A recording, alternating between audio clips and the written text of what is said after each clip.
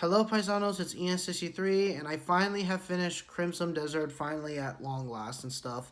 This game was very long, but if I had to be honest with you, my gosh, this was one of the most games that absolutely just made my jaw drop and just made me shocked since like Breath of the Wild back in 2017. And that's how I can really describe this game, honestly. It gave me that same feeling and same wondering, same joy, same, exploring this world of immersion and just enjoying the atmosphere. The same vibe I felt when I was playing through The Legend of Zelda Breath of the Wild in 2017. So, yeah. As you may know, I bought this on Steam, but I finished the rest of it on PS5 and stuff because of, frame rate issue and stuff. But, yeah, here it is. And of course, yeah, I did have the Steelbook edition. There's not really much difference between this and the regular one, unless you like, like a pretty cool, glass box and stuff. But yeah, I finally finished playing it, and all I can say, honestly, it was definitely a really great time I had. I did the main story mode, but I did a lot of side content as necessary, and did watch a lot of, videos about some skill trees, some items and stuff, and some other important details. And I was able to get most of it, but I did not do 100% of it, and I don't have any intention to because I love this game, but I don't want to do too much of it and stuff, and I want to end my, my adventure with this game on a high note and stuff, and yeah, I don't want to, 100% it. I know I may not have, gotten all details of the story yet, but I think for once, I think I might have did, enough story. No, I know I might be missing a lot of story, but I think I did enough by beating the final boss fight, witnessing the ending, the credits, and doing all that work, honestly, was just, oh man, just absolutely awestruck, just a beauty and just jaw-dropping visual and stuff. Now, I know it's not perfect and stuff, but I honestly admit that that's what makes this game more special, honestly. Number one, it's not in a very, a typical open world because it mixes stuff from the action-adventure genre, game genre scene a lot.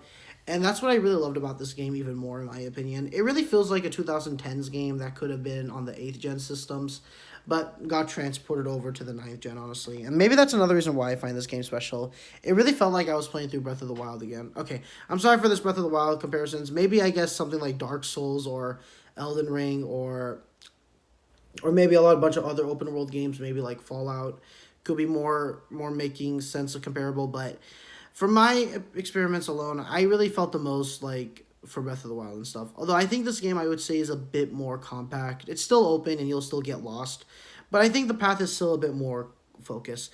Alright, but let's go ahead and get on with the gameplay and stuff. Credit goes to, obviously, of course, SHKO and stuff. I used his playthrough a lot and stuff because I got lost, obviously, a lot in this game. But that's what made it more fun. But I still wanted to finish the main story and still wanted to upgrade, some skill weapons and stuff and some other items.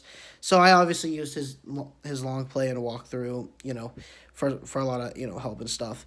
So yeah, I highly suggest you subscribe because this guy honestly has been doing some fantastic, long plays of showcasing not just the main story, but also all the side content, extra unlockables, secrets, hiddens, and goodies throughout most of the games he plays, and yeah, most of the video games he plays, and yeah. But the title screen opening alone was already just peak. It was just giving this, like orchestrating vibe and stuff like that. And as we begin the game and stuff, I will be skipping some footage and stuff because mostly I went through the same thing, but I did some few things different from his playthrough. Obviously not getting all the side content, and yeah.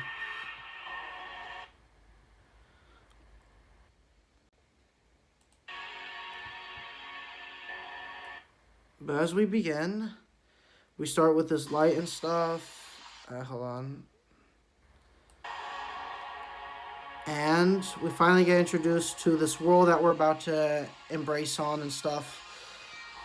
With our main character and stuff. This is who we play as. And I have to say, honestly, he looks really dang cool, honestly. He definitely gives that same vibe as Kratos and stuff. Link, and most of the Dark Souls protagonists like Hunter Bloodborne. But yeah. But overall, I'm really loving this music and stuff. It just feels very great, and it just looks very nice. And I can really say that it looks really dang amazing, honestly, because of how this world just, looks. Okay, so anyways, I will be skipping some footage, and yes, I'm sorry about that. That's my AC running because, it's pretty hot outside, but yeah. But I explored this first town. Well, I didn't go to this house first. I went to another house, like to the other side. But I was able to come to this house and stuff, and it was definitely fun to, chat with this guy.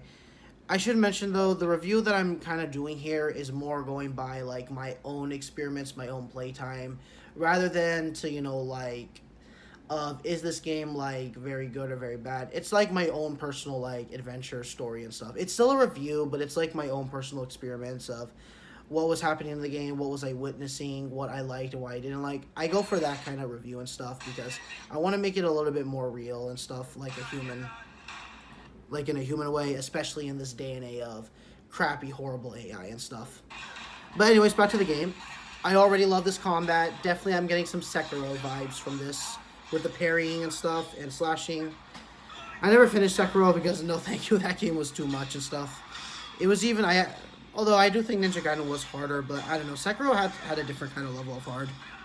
I will probably still finish it, but back to this. I really overall loved this combat section. It was great. And then we get introduced to this now. Yep, it's about to get intense. Holy crap. Greyman spirits.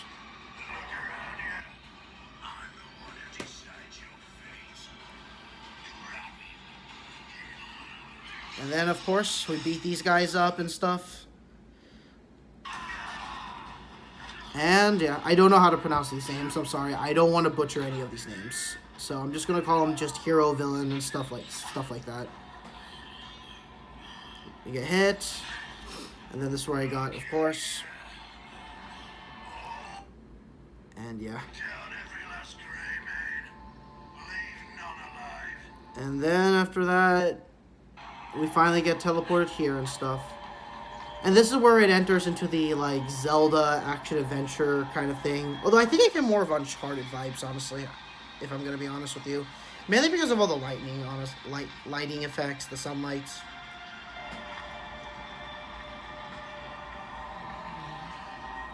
And this climbing definitely reminds me of Uncharted a bit. Not fully, but reminds me. I really like this guy, to be honest. He was kind of funny. Can I tag along? Alright, tag, you're it. But, yeah, after we make a friend and stuff. Now, I didn't do all the quests, so yes, I will be skipping here and stuff. Sorry for repeating myself. But I really love this world and stuff. Talking with the people, these animals and stuff. These horses. And, of course, I was going through that castle, same thing he did, but I didn't go through all those towns since I wanted to go through this part to see what happens next. And yeah. And then, of course, I did a bunch of this loot supply and stuff where I had to, basically craft some weapon and stuff. And also collect this. This is a memory fragment and stuff, reading these memories and stuff. And of course, we met this girl and stuff. And yeah.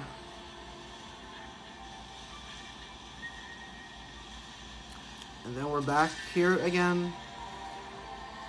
Of course, after when I approached the child, then I did the same thing except I forgot to use this and stuff. It was a skill issue on my part, but yeah. I glided it, and then I went down here and stuff. And then I talked to some more people here and stuff. And then after that, I rode one of the horses, but I really walked on foot, honestly, because, honestly, like, as much as I want to ride on horses, I think there's something more special just, running on foot. No, I did eventually have to ride on a horse because some sections forced it, but mostly I just did, just walking. Of course, the food looks good in this game, obviously. Well, then again, video game food always hits hard and stuff. I don't know what it is. It just looks tasty. And then we get into more conflict. We have to obtain this. And yeah.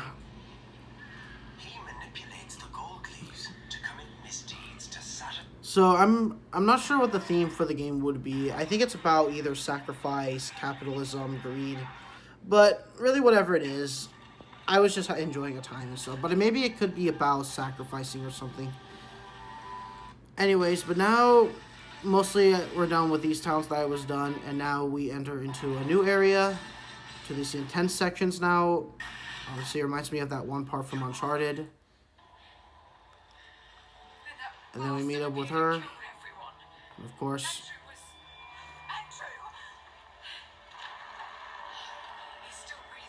No, Andrew.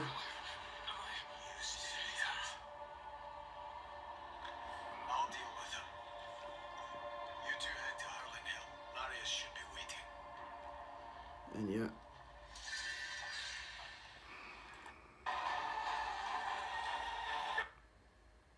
And of course, we run up to these mountains, and now. Well, I think this might be the same, like, you know, world, but we're in, like, in a different biome, I believe, and stuff, and yeah. And then, of course, no, I wasn't here, though. I was in a different part of this land. But I was here, though. This was the part I was... Yeah, this was the part I did save and stuff, and I had to take a break because, holy crap, the amount of items I was collecting. I haven't honestly collected this many items in a video game since, like...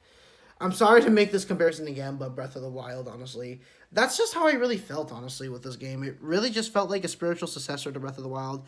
More than Tears of the Kingdom did. And look, I like Tears of the Kingdom, but I can understand why some people say it didn't really hit the mark that Breath of the Wild did. I really want Nintendo to really make a Zelda game in between the two styles, like mixing them. Of course. And then obviously back to this tent and stuff.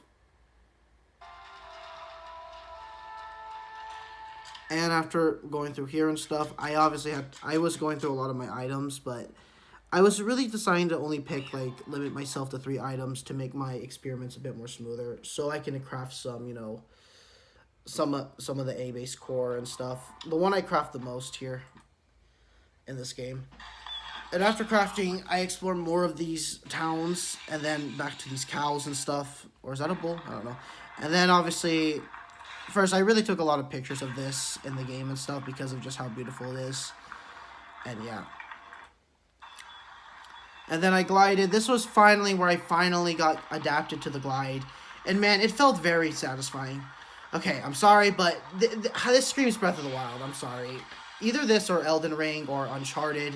It just screams that way. But I don't know, I get more special feeling from it because maybe it's just a new IP that okay, no, it's not a new IP, though. It's, like, I think this was originally meant to be a prequel, but, like, it got drafted by its own thing and stuff, and yeah. But after adapting to the gliding and stuff, we meet up with this. And I also really like this, honestly, like, because I always like this kind of when video games have this circle thing about your inventory. It looks more, like, better than what Minecraft does with the square. I get it makes sense because everything has to be cubed. But I don't know, the circle design works better. Also, that applied with Hollow Knight Silksong with the crests, and yeah.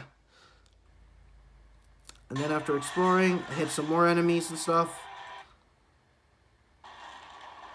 And, of course, I had to fire some more bow and arrows. I didn't really get used to this bow and arrow that much because I just like to battle head-on and stuff. But I know some sections have to require this. It definitely did remind me of that Resident Evil Requiem Leon Scott Kennedy section where you had to save Grace Ashcorft. Actually, to be fair, it kind of reminds me of that. It also had this fire sequence happening there. And yeah. And then after that, when I take this guy and stuff, yeah, that's what I did also in the game. I had to grab this guy. And shortly after grabbing this guy and stuff, well, no, probably not shortly, but longly, I battled some more enemies, rode on more horses and stuff. Okay, now I'm getting Red Dead Redemption 2 vibes now.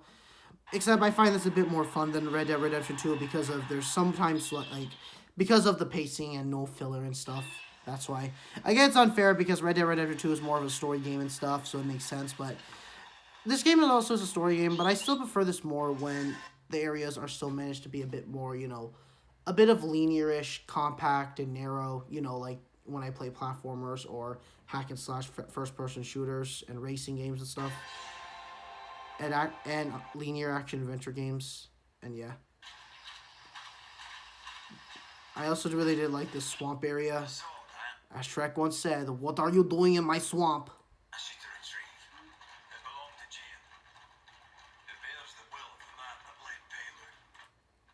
After speaking with this guy, here's the cutscene next. Next time, save a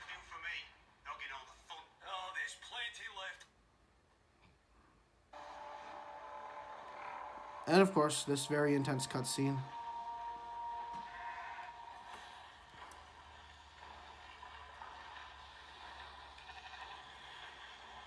Prepare yourselves to take back what was stolen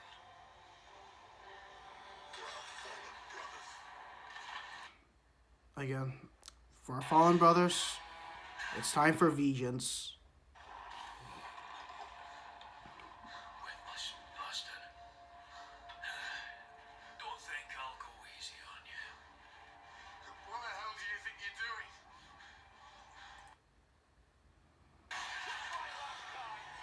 And yeah, I'm gonna be honest, like, this is definitely one of the most games where I really felt very huge goosebumps, honestly. I know this game was about war, sacrifice, and honor, but man, it really just felt like it really stuck with stuck with its theme. Like, unlike something with Ninja Gaiden, yes, that also has violence, sacrifice, and honor, I don't really feel that much because Ryu is just, or Yakumo and Ninja Gaiden 4 that we're playing as, is just a very powerful, badass, supernatural ninja. So you don't really have that sense of groundedness there. But here, you feel more grounded in this game, like in Resident Evil and stuff. That's why I feel the stakes are a bit higher in this game, if you ask me. This cutscene alone proves it.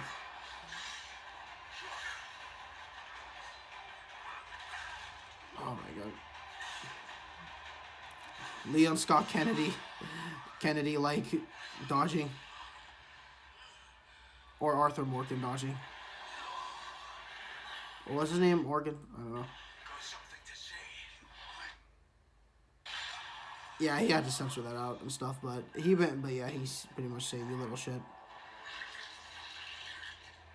Alright, go fall, bro. Bye, bozo. And then we defeated him, and then we're back to the world and stuff, exploring more. Of course, I do admit, yeah, it is gonna drag a bit, but look, it was an action-adventure, open-world kind of game that they wanted you to break on, so I did not complain, honestly, and yeah, this was gonna take 1 whole month. But honestly, good. I'm glad I took this much time. I'm glad I spent 100 hours because it was sometimes worth it. I know I'm not done yet, though. There's still more left. But yeah. As we ride on the horses. And as we glide here. And then walking into the stone area. I did collected these 2 pieces, but I didn't collected the leather gloves, unfortunately. So yeah. Because I sadly a bit rushed here. But after that, I took my time, climbed these areas, and witnessed a new boss. Maria, I guess. I'm not sure. But after that, climbing to the stairs, this mirror and stuff. And cool dragon. Oh, I wanted to ride that dragon. But yeah, after that, I climb on, of course, I climb on these parts. Of course, I'm sorry, but this screams Uncharted, man. You know, I think Nathan Drake would go well in this game, honestly.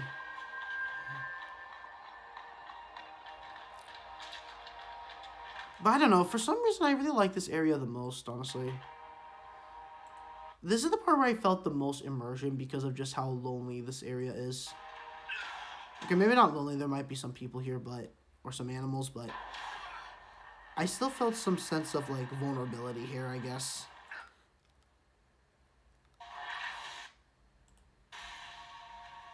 And then after that, of course, I drag this blue thing to the statue here.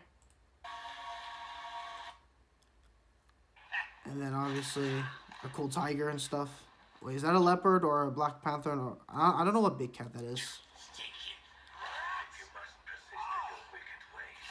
I mean, I know it's not a big cat. It's a guy in a costume, but...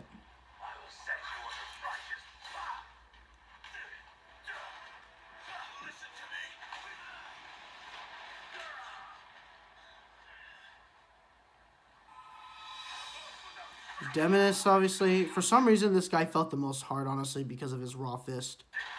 And honestly, that's why I really love this boss a lot, because of his, like, you know, I'm just going to use my fist, honestly. And honestly, that's what made me really, like, create a lot of agents, like, a lot of urgency and stuff, and yeah. Sorry. But then we're back here and stuff. And as we enter into this map now, of course, oh yeah, I really love these pink flowers and stuff. And then obviously we get to the inventory expansion, go down these hills. And of course this furnace that looks a bit modern-ish for this kind of game, but I guess they probably know how to build this tech.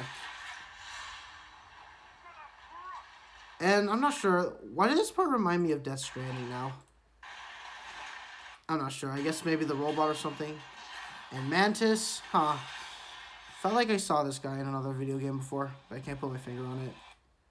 And then after that, we get a cool cutscene of the rest of the castle.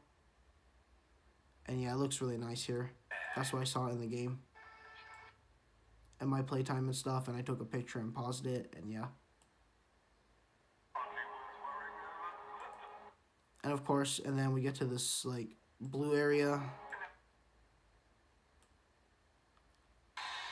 And then we have to beat the Storm Crusher guy.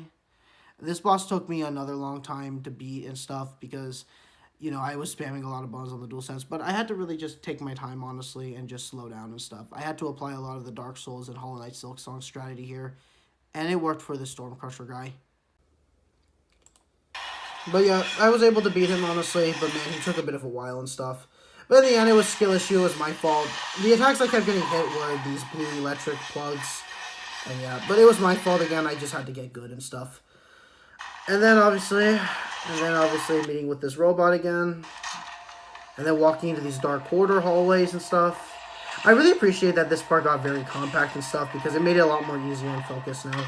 That's what I can give this game props, honestly. Because since it's mixing some elements from the action-adventure, but combining it with an open world, I feel this is a genre match made in heaven, honestly, if you think about it.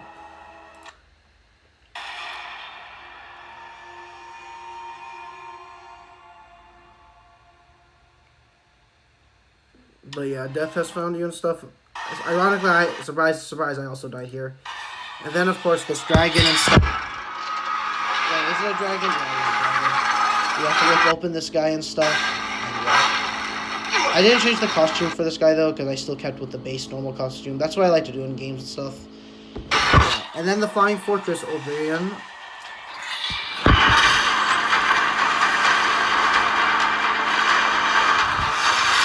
And then, almost there, and then once that's done, will dissipate the moment the men lay eyes on it. Yeah, discipline. And of course, those requests is complete and stuff. Well, I didn't do the other quest though. I did that quest, but yeah. You've surrendered indeed. But anyways.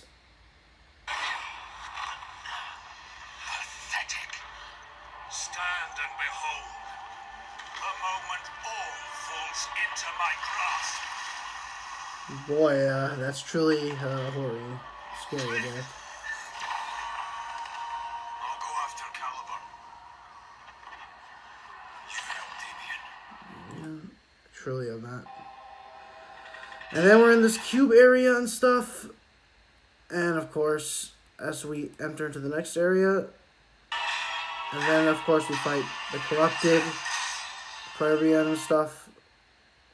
Caliburn, I didn't mean to say that, Caliburn. And then, of course, fight this other boss who is I don't know how to pronounce this, so I'm just going for Avatar. The Avatar boss fight, and yeah. Yeah, I also died here. Because this boss was very hard. But he was a fun hard, honestly. So yeah, I definitely enjoyed fighting him. I definitely enjoyed dying, and I enjoyed beating him and stuff. He was a very fun, well-designed boss fight. And remember when I said I wanted to ride the dragon? Here we are. Totally not Galleon from Super Smash Bros. Ultimate.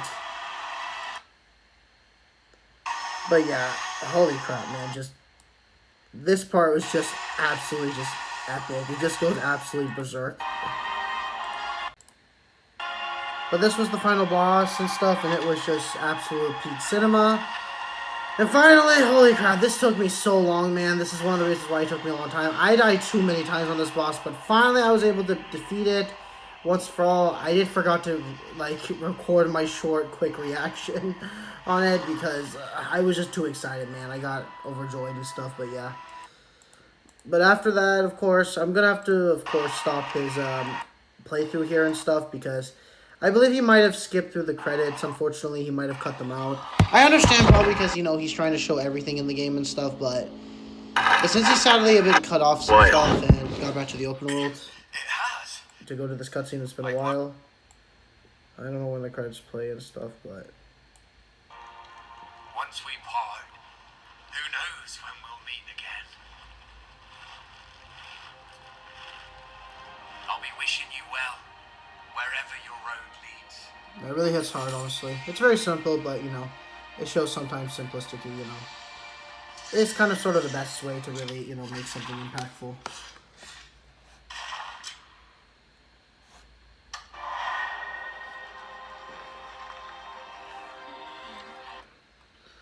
But yeah, he accidentally skipped a bit of the credits and stuff. But I'm going to now be playing through, of course, this part right here and stuff. The credit goes to, of course, Dan Allen. Of course, he did not, I believe, skip through the credits. So I'm going to turn off and stuff this one, but here it was and stuff. I don't want to play through I don't want to, like, okay, fine. I'll reveal the voice and stuff, but here it was. Of course, this was the final boss I was on. And finally, this part right here, where you fly off into the sunlight.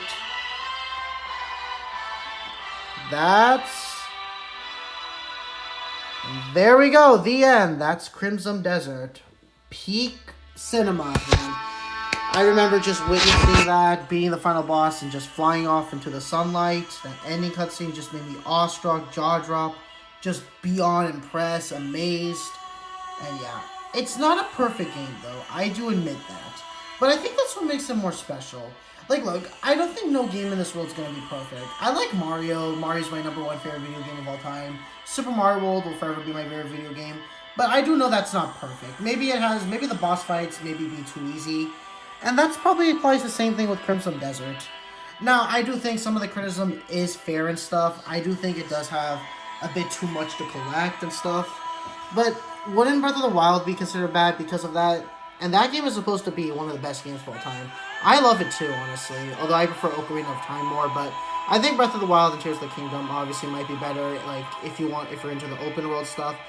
But I guess if you're more into the Zelda stuff, like, originally, then Ocarina of Time or Majora's Mask, A Link to the Past, or Skyward Sword. Although that had a Wii motion control issue, but yeah, might be better.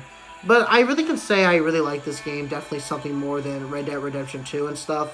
Yes, I will say that, honestly, and I'm not afraid to have that take, honestly. I know I will get attacked, maybe by Rockstar. Okay, I'm not going to get attacked. I know that maybe they might respect my opinion or not, but I really can appreciate this game a bit more because of its pacing, honestly. It's very open, but I can simply say that despite it being very open and stuff, it really felt everything felt rewarding, connected, and this world where you felt isolated, lonely, vulnerable, but still felt powerful, confident, and strength. You can do this. You're going to beat this, evil final boss tyrant, dictator once and for all, and stuff like that. You felt like both either, either like weak, strong, weak, but in the end, a strong hero in the end. And that's what I can really appreciate. It's really just has that vibe to it.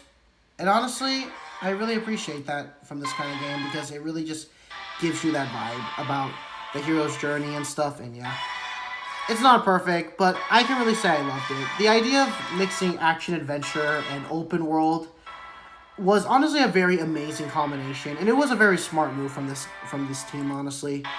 I definitely got a lot of vibes, of course. I'm sorry to say this, Legend of Zelda Breath of the Wild and the other Zelda games, the Uncharted series, all the Dark Souls games, and Red Dead Redemption 1 and 2, the GTA, although those are more sandbox though, but I still get GTA vibes from it. It takes place in the ancient instead of modern.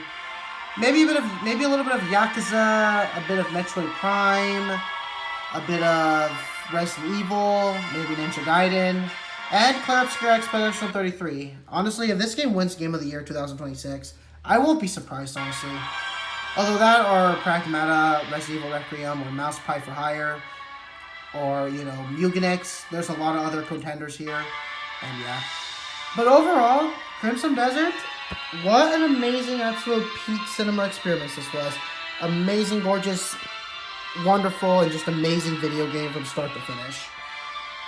from the opening where I just felt awestruck, jaw drop, and amazed, and from the ending when I defeated the final boss, ride on the dragon, and fly off to the sunlight, the adventure is over. I felt the same how I did in the opening. Awestruck, jaw drop, and amazed. And I don't do that a lot nowadays in video games and stuff.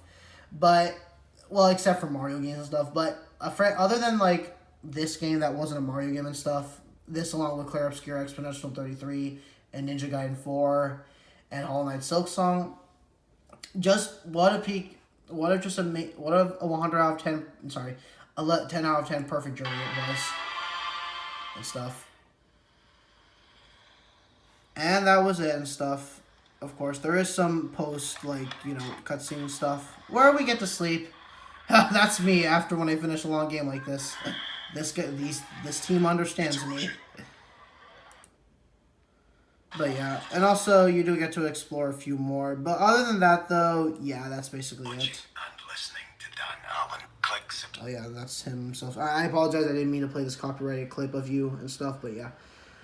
But that was Dan Allen and SKO and stuff, and yeah, I will be playing this game after my review on this, but yeah. But overall, my final thoughts on Crimson Desert is that this was an absolute peak experience. An amazing video game, 10 out of 10, perfect masterpiece in my opinion. It's not a perfect game, and that's what makes this game even better, honestly. It's a very flawed game, and I definitely can appreciate that when it shows its flaws and stuff, and that's why I prefer this game something like over Red Dead Redemption 2 or Grand Theft Auto 5 that both get praised as the best video games, and I understand that, they deserve the praise, but I prefer a game like this even more, honestly, so yeah. But Crimson Desert, thank you for giving me the same, you know, vibe, experiments, and feeling I did when I first played The Legend of Zelda Breath of the Wild back in 2017 on my Nintendo Switch 1. So yeah, thank you Crimson Desert for the amazing 10 out of 10 memories and journey and stuff. First played you on Steam, and now I finished playing you on Sony PlayStation 5, so yeah. So I'm going to put this, you know, disc back and stuff, and yeah, I also do like the art on this steelbook cover and stuff. So yeah.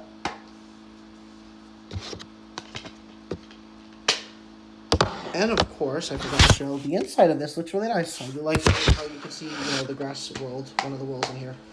So yeah, close this out now, and obviously put it back in. But yeah, overall, Crimson Desert, definitely give this game a go, guys. I definitely recommend it. But please watch the videos about the skills, upgrades, some walkthroughs, some guides, and stuff. But still also play it very blindly by yourself. Have a balance, a middle ground, a hybrid, and a fusion between both, honestly. This won't be easy, but it won't be too hard either. It will be somewhere a good balance.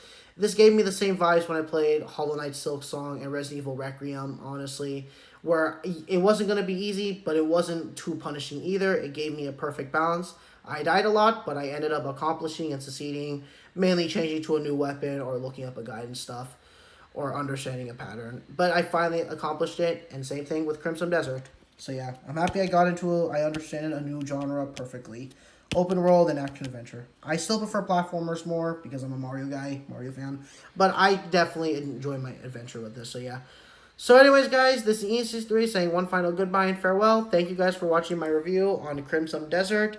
And yeah, I honestly maybe hope this will win Game of the Year 2026, since this feels like the Clair Obscur Exponential 33 of 2026, so yeah. Farewell, Crimson Desert and stuff, and yeah. So this is EC3 saying one final goodbye and farewell. Thank you guys so much for watching my review on Crimson Desert, and this is EC3 saying one final goodbye and farewell, Crimson Desert. Farewell, Crimson Desert. Game of the Year 2026. Farewell, Crimson Desert.